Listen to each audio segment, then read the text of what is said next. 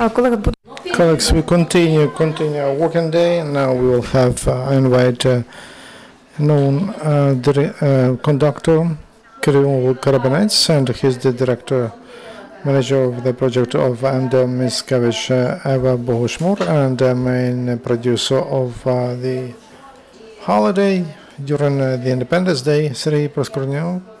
And this guest will tell you how that will happen. The floor is yours. Good afternoon. We're happy to be here with you, and happy that we can first time to unveil the program of how will we celebrate 24 years of independence of Ukraine. Tomorrow, Cabinet of Ministers will consider the plan of activities, and we hope that it will be approved without changes, without amendments. And as the main producer of that event, I can tell you that the final point of that celebration, it will be a concert of a famous, internationally famous music group of international orchestra, Biculture Orchestra, which is on the 24th of August. For that purpose, we'll give it that will be a final part of a celebration, and that will be on Maidan on that concert, and that is the event which will be interesting for residents of Kyiv and all to Ukrainians, because there will be live broadcasting, and it will show our love to freedom, our liberty, and our independence for the whole world, because that event will be broadcasted almost for 150 countries by international mass media. Today, you heard we have director of the project, project manager of Adam Mickiewicz, and that is at the part of Minister of Foreign Ministry of Poland, Eva Bogush-Moore, and Kyrylo Karabyts, who can be called internationally known conductor, because he's an owner of famous awards, international awards, and music awards, and he's the conductor of Great Britain Orchestra, and he just became the director of the orchestra of Philharmonic and Opera in Weimar. Kyrylo Karabyts, the third time, he is head in High Culture Orchestra, and I invite Eva for her to make her comments, and then Kyrylo, and then we will answer your questions. Good afternoon. First of all, I would like to express my gratitude and for being invited, and we're very proud that we will be part of this celebration of Ukraine Independence Day. It's a massive privilege for us to be part of this event. The orchestra was founded in 2011, and since our beginning, it seems like every year we're coming to Kyiv, and we want to present the orchestra, but also, as you probably know, the musicians, which are also from Ukraine. So this year we have two concerts, and probably about the program Kyrylo Karabyts will say more. But from us, the organizers of the orchestra, and Poland is the leader of the whole project, I can only express my gratitude and ready to invite you for this absolutely amazing event. Thank you. Good afternoon. It's a pleasure to be with you today. A few words on the project. This is a youth orchestra that was created together with the country's which are part of Eastern Partnership. 7 countries, you have the information about that. This is a unique project because, first of all, the countries which are involved into the project have the opportunity to participate in such a high standard orchestra, to demonstrate their culture and to feel themselves part of European culture. Also, I can say the same about Ukrainian musicians who received an exceptional opportunity to play in the orchestra and to show themselves, and also to perform Ukrainian music, to promote Ukrainian music. Last year, the orchestra with great success played Ukrainian piece of music by Letashinsky in Kiev as well. This year, for me, I feel that that is crucifix of that cooperation. That's the concert in Maidan. That's a great event for all of us. That's a big honor. And I do hope that after that concert, classical music and the idea of international symphony orchestra will become interesting for Ukraine. And not today, but maybe tomorrow, we'll be able to create similar youth orchestra in Ukraine, because in our country we don't have any youth orchestra. First, that is first thing. Second, I do hope that iCulture Orchestra will demonstrate how much symphony, academic music could become part of us in everyday life. And I hope that we all will come closer to classical music, will perceive it differently now after our performance in Maidan. Thank you. Now I'm ready to answer all your questions. Before we switch to questions, I would like to mention one more thing. The tradition of performance of iCulture Orchestra in the capitals of the countries which are participants of the orchestra is one of the principles of its activities. And we are grateful to the government of Poland, to the Ministry of Foreign Affairs, to the Polish Institute and the Adam Mickiewicz Institute, who took all the burden of expenditures for this project. I just believe that you will be asking the questions, who's funding that. Besides, the Ministry of Culture of Ukraine is joining in part of presentation of the orchestra and its concert in the National Opera of Ukraine, and that concert will take place on the 24th of August at 4:00 p.m. But the main thing is the performance of iCulture Orchestra in Maidan. That is the initiative of the presidential administration of Ukraine, several NGOs who are now actively cooperating with the presidential administration. You know that this way we managed to organize the anniversary of the Revolution of Dignity, and this way we managed to commemorate the Heavenly 100.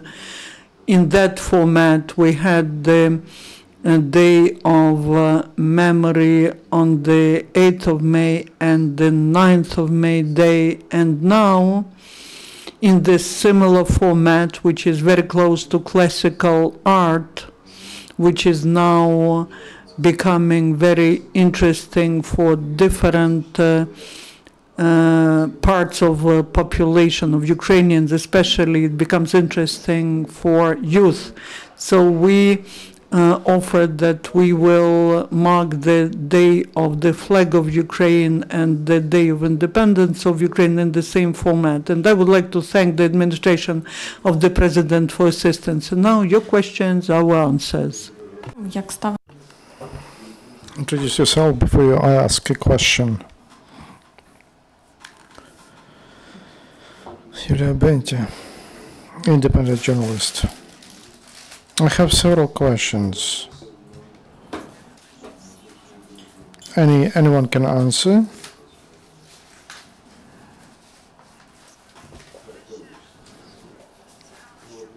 It will be very interesting what they will play. Who decided on what will be played? What are the goals you had?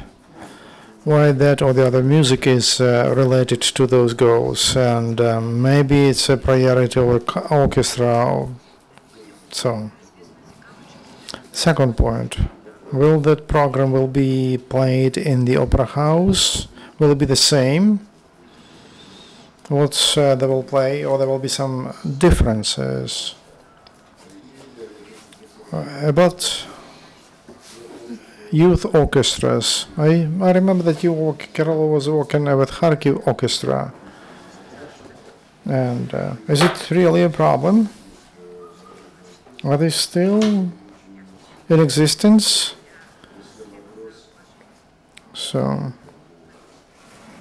those are my questions. Thank you. All the questions, as I understand, are related to me. So, the program will not be the same on Maidan and in the Opera House. In the Opera House, we'll perform the first violin concert of Prokofiev, Sergiy Proskurnia, and Liza Batiashvili will play it. She is a famous Georgian violin player. Also, there will be overture listening to Taras Bulba opera, and that's in the Opera House on Maidan. We will play the overture of Lysenko to opera Taras Bulba. That's what then Zavod Mosolov, or Factory by Mosolov, and then we'll perform Mazur from opera Halka Menyushka, and the next piece will be Waltz of Karakarev from ballet Seven Beauties, and in the final part of the concert they will play a part of the final Ninth Symphony of Beethoven, and Liza Batiashvili will play several small pieces, including the work written by a Georgian composer. I forgot his name. And he dedicated that piece to Ukraine, and that is for a violin solo. She played it in many countries of the world, including Berlin Philharmonic, Rotterdam Philharmonic, and now she will play it on Maidan. As to the youth orchestra, as far as I know, they've changed the status. I mean that Slobozhansky Orchestra, they just turned it to a regular orchestra instead of how it was. So they left the conservatory, and they stopped to be a platform for young players, young musicians. So they turned into a regular orchestra. So that's why in Ukraine I can say that there is no youth orchestra, but we hope they will be created. The program in general and what we think about agriculture orchestra. I mean, from the beginning, we thought about this more. This is not just a project. We're talking about idea, about a symbol, and of course, a symbol of solidarity and cooperations. And when it comes to the project, again, it was very obvious for us that we have to think about this project almost like a window for the West of what's happening in the East. So when we travel, and we're going to, last year we were in Edinburgh Festival, this year we're going also to Santander Festival, we think about our musicians that they need to introduce the music they're coming from. So every year we include some of the music the musicians are from. And what we will be playing this year, Kyrylo has already mentioned. But that's one of our strategy for the whole project. Я додам в зв'язку з тим. I want to add, because you see such a creative group in front of yourself, there will be probably surprises. And until the last moment, we'll have that intrigue. But believe me that you will be surprised with those surprises in the program by itself, music surprises. And also by that show that we, with our designers, with lights, pyrotechnics, architectures, and what we plan. You will see that on Maidan and also on TV, because there will be direct broadcasting from Maidan. Key Post, Veronica. Tell me, please. This year, the celebration of Maidan was cancelled because of tragic events, and that place became the place where people were killed, they perished, and now you see that there will be a show on Maidan. Do you have permission to hold a concert there? And why do you have the idea to hold it there if it's such a tragic place for us? I'm one of those who stands for that on Maidan we cannot have entertainment projects or concerts. So the format of symphony concert, the format of serious classical music, this is the format which I personally stand for, and I'm supported by many colleagues, and our creative group is working on that. We want that in the format that we announced about, and so in my opinion that will be a decent or high-level program which will tell, including about the memory and paying tribute and about those aspects without which our independence is impossible, including events in the east of Ukraine. You will just see all of that, how it is visualized in the mapping on the screens, and I cannot inform you all about that because then it will be not interesting for you to watch that, because we will follow the canons, classical canons and solemn canons. Who will broadcast that concert? That's very important. That's very important. Who will comment? Who will be an anchor person? An anchor person of the concert will be Evgeny Shuk, and it will be broadcasted by our group or filmed by our group, and the high quality work on the 20th and 22nd February, and on the 28th of July, when there was celebration of the High Prince Vladimir. That's a very powerful, big company, TV company, big team, very good quality cameras, HD format, so which is taken positively by our colleagues from all over the world, and the comments will be by Yuri Makarov, and he will not be he will be out of the frame. Any more questions? Any question?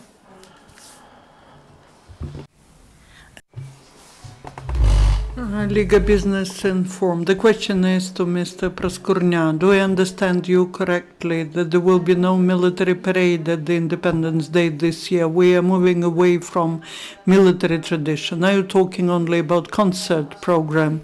I emphasized in the beginning that we'll be talking about the last part, because tomorrow's decision of the Cabinet of Ministers and the committee where the co-chairs are the head of the presidential administration, Loshkin, and Prime Minister Yatsenyuk. After everything is approved, after that we'll be able to talk about all that. Thank you. Thank you, colleagues. We do hope that they will refuse from military parade. And I'm sure that this will be as touching as the Requiem when we were commemorating the Heavenly 100. It will be like the concert at St. Michael's Square. Our working day is over, and tomorrow's agenda you will see on the website.